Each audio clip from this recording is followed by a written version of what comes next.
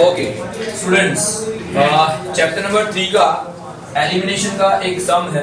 Actually इसमें दो method है चैप्टर नंबर 3 में। पहले 3 मेथड थी 2 साल पहले बोर्ड में, क्योंकि पहली मेथड थी एलिमिनेशन, दूसरी मेथड थी सब्स्टिट्यूशन और तीसरी मेथड थी आपकी क्रैमर्स रूल। ठीक है, वो अभी निकल चुकी है। मेरे ख्याल से वो क्रैमर बहुत ही अच्छी मेथड थी, पर ठीक है कभी कभी बोर्ड की काफी सारी गलतियों की वजह से ऐसा लग रहा है, क्योंकि जीएससी बोर्ड में तो बहुत सारी गलतियां की है।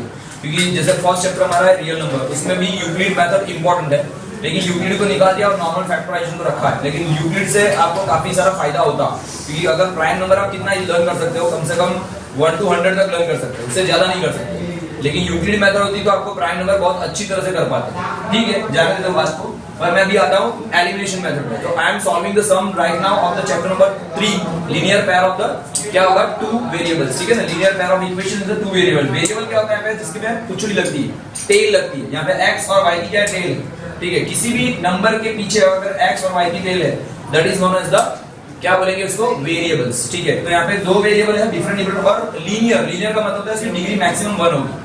तो यहाँ पे दो इक्वेशन लिखे 2x + y = 10। This is the equation. Equation किसको बोलते हैं, पहली बात तो इक्वेशन का मतलब होता है जब बीच में इक्वल टू की साइन होती है, that is known as the equation. ठीक है, तो यहाँ पे नंबर 1 ये पहला इक्वेशन है, यहाँ पे नंबर 2 ये दूसरा इक्वेशन है। ठीक है, अभी मुझे स्टैंडर्ड फॉर्म ऐसा कुछ नहीं करना है, लेकिन हमको कौन सी मेथड करनी है, elimination method. This is the method, name of the method is first method of the chapter number 3 is elimination method. अब हम कैसे सॉर्ट आउट करते हैं इसको वो देखते हैं।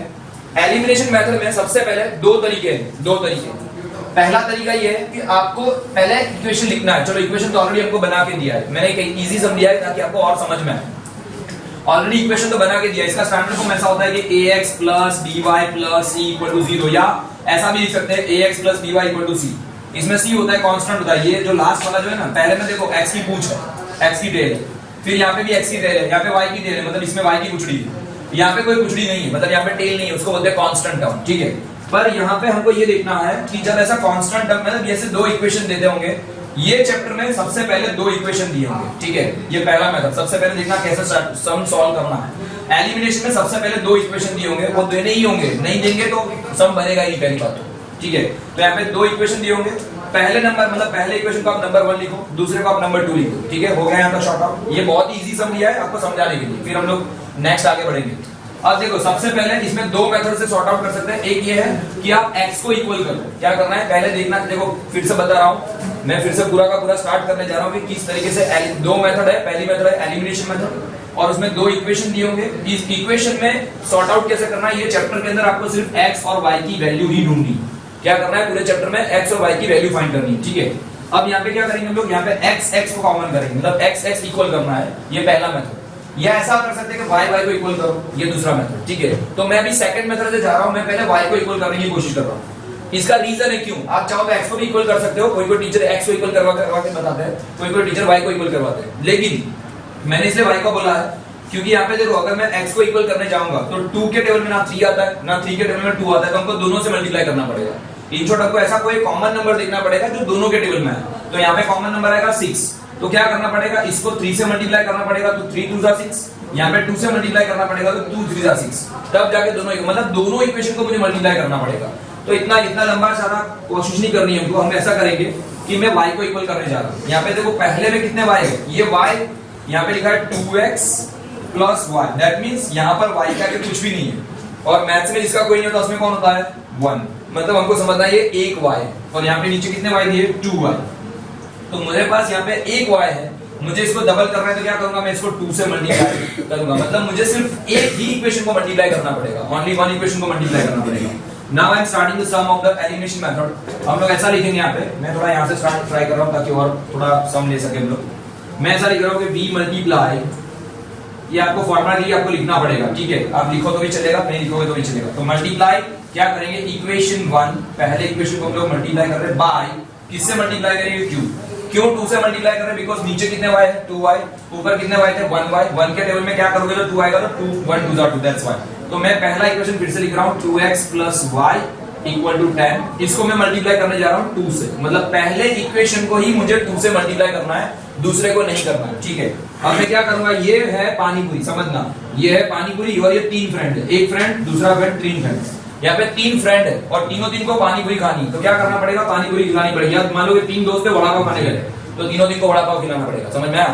कोई कोई स्टूडेंट सबसे ज्यादा मिस्टेक यहाँ पर ही करते हैं, स्टूडेंट ऐसा करते हैं मल्टीप्लाई तो कर देते हैं लेकिन क्या करते हैं 2 का मल्टीप्लाई ऐसे कर देते हैं 4x फिर वापिस वैसे के वैसे ही बस खत्म किया, फिर आंसर नहीं आता। ऐसा नहीं होता, एक्चुअली ऐसा होता है, ये क्या है 2 का मल्टीप्लाई करना है तो पूरे के पूरे इक्वेशन के साथ करना है। तो 2 का मल्टीप्लाई ये 2 के साथ, तो 2 2 क्या हो जाएगा 4x, 2 का मल्टीप्लाई y के साथ तो ये हो जाएगा 2y, ठीक है, क्योंकि 2 1 जा 2, देन क्या होगा 2 10 जा कितना होगा 20। This is our equation number 1 लिखो या न्यू लिखो या ऐसा लिख सकते हो, थर्ड भी लिख सकते हो, चलेगा, ठीक है। Again I am showing you, क्या बताया मैंने, फर्स्ट इक्वेशन को मैंने डबल किया है, क्या किया मैंने 2 से मल्टीप्लाई किया, मुझे क्या करना था 2y करना था, ये पहला टर्म, और मैं वापस सेकंड नंबर को लिख देता हूं 3x + 2y = 17, this is your second number. Again हम कौन सी मेथड कर रहे हैं, एलिमिनेशन। कौन सी मेथड कर रहे हैं, एलिमिनेशन। क्या करना था, सबसे पहले नंबर देने थे इक्वेशन को, चलो नंबर देते हैं।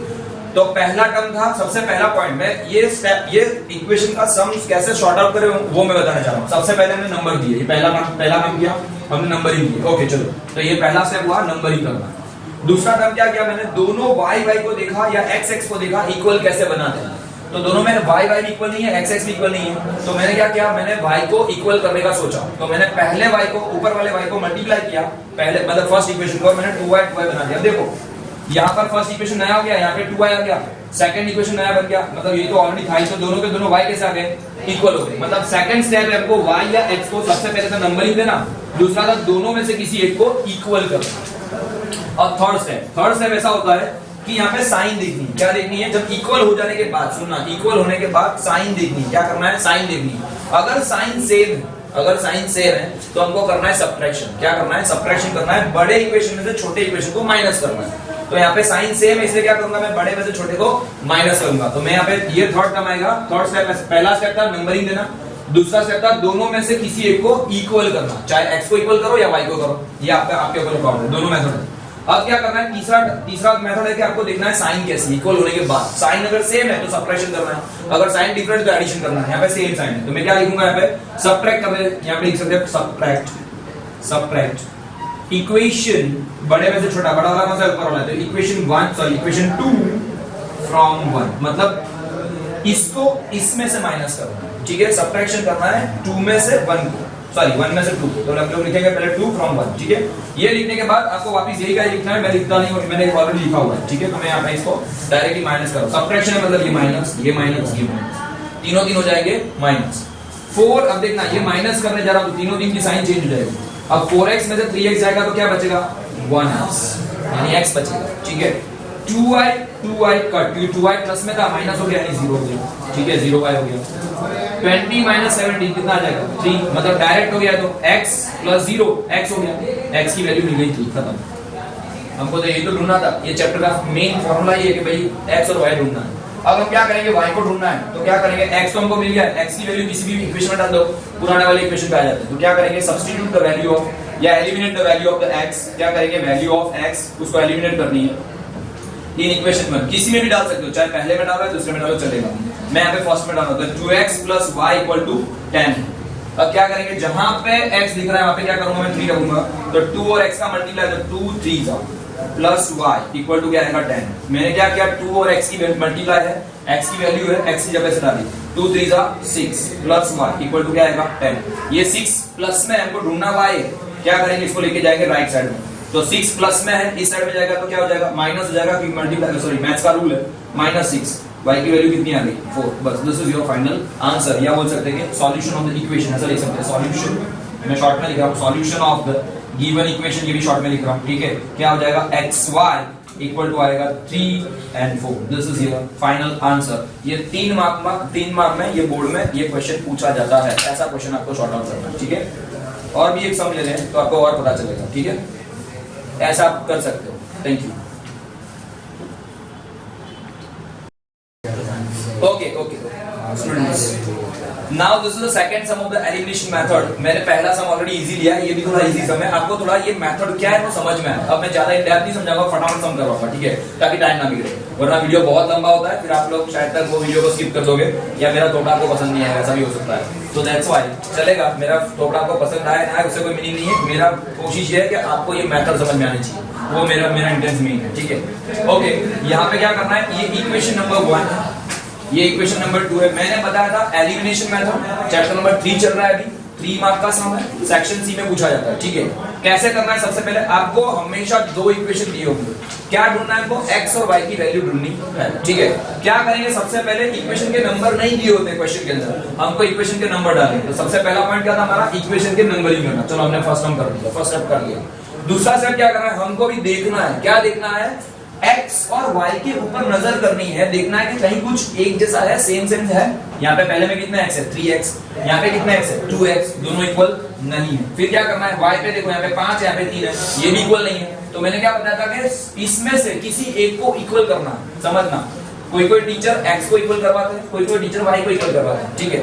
मैं x को नहीं करवा रहा हूं, मैं भी आपको y को इक्वल करवाने जा रहा हूं। आप दोनों में से किसी को भी कर सकते हैं, आंसर दोनों मेथड्स आते हैं, ठीक है। मेथड सेम है, लेकिन आप इक्वल किसी भी एक टर्म को करके कर सकते हैं। मैं भी y को इक्वल करवाने जा रहा हूं, ठीक है। मैं x का भी सम आपको दिखा दूंगा, तो वो भी आपको समझ में आ जाएगा। Now I am going to equal the y first, यानी पहला टर्म क्या था, पहला स्टेप क्या था, आपको नंबरिंग करना। नंबरिंग करने के बाद सबसे पहले इसको ध्यान से देखना है कि इसमें से क्या क्या को इक्वल कर सकते हैं। मैं पहले y को इक्वल करने जा रहा हूं, तो यहाँ पे पहले में कितने y है, 5y, और दूसरे इक्वेशन में कितने y है, 3y।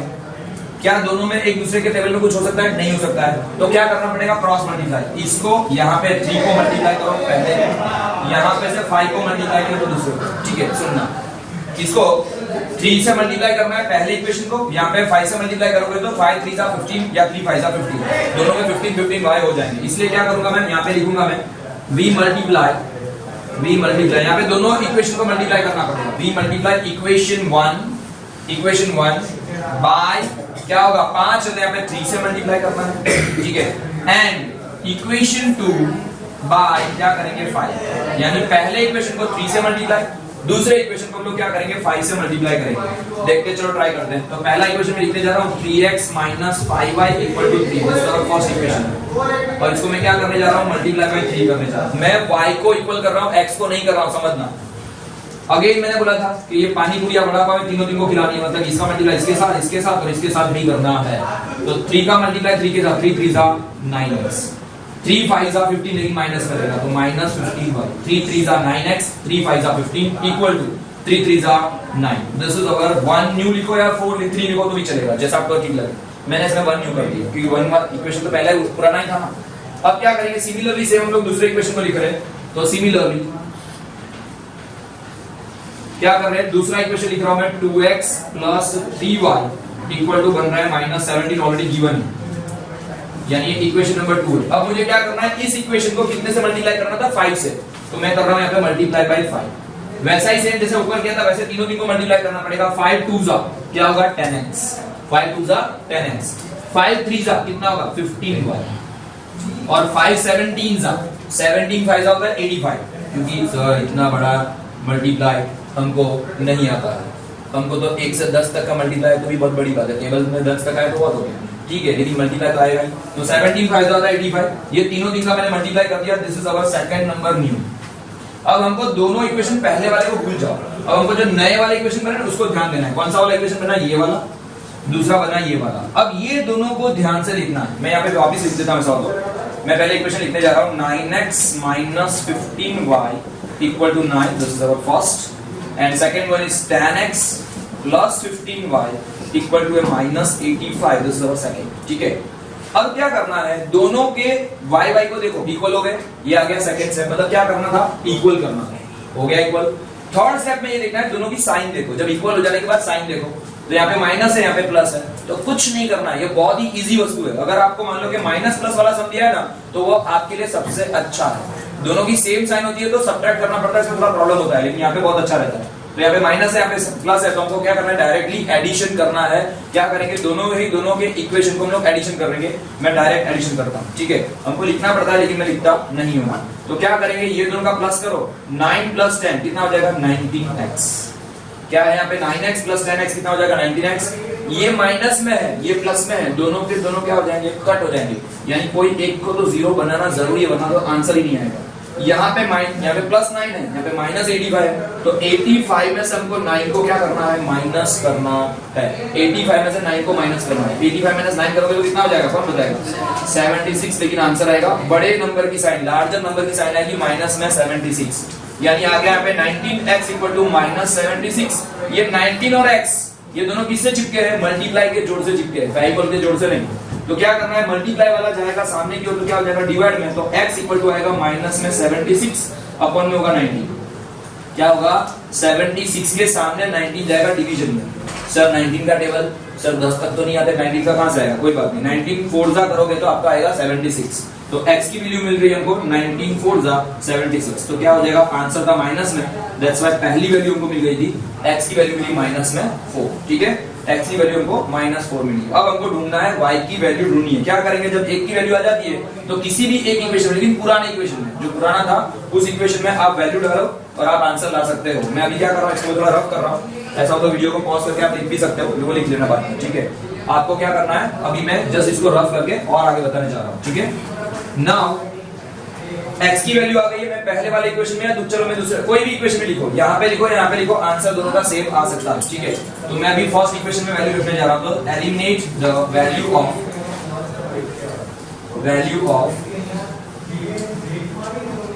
Of x in equation 1। आप दूसरे में भी डाल सकते हो, चलेगा। तो 3x - 5y = 3। क्या करना है, जहां पे x लिखे वहां पे 4 लिखना है, तो 3x, तो 3 के ब्रैकेट में आएगा -4, 3x की वैल्यू हमको मिली है -4, -5y = 3, 3 4 जा कितना होगा -12, ये दोनों के बीच में है मल्टीप्लाई, 3 4 जा -12, -5y = 3। ये -12 को यू लेके जाओगे तो क्या हो जाएगा, प्लस हो जाएगा, या ऐसा करो चलेगा, ऐसा करोगे तो भी। तो यहाँ पे चलो मैं इसको इसी साइड में लेके जाऊँ, तो -5y = 3 + 12, ये -12 यू जाएगा तो प्लस बन गया, -5y = आ गया 15।